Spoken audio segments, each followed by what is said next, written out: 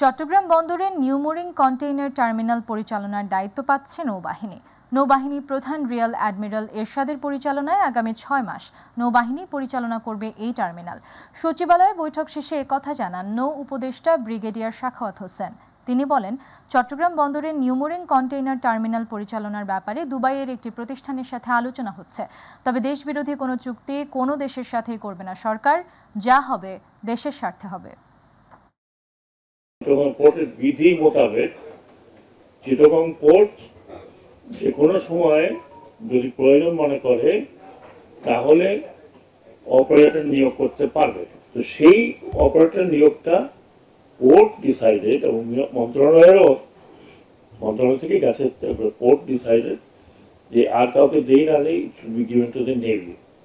কারণ ওখানে নেভাল ডকইয়ার্ড আছে, একটা নেভাল ডকইয়ার্ড ফাংশন করছে পোর্টের এরিয়ার মধ্যেই। প্লাস নেভি বর্তমানে বাংলাদেশে পোর্ট পরিচালনার জন্য মোস্ট এক্সপার্ট পিপল।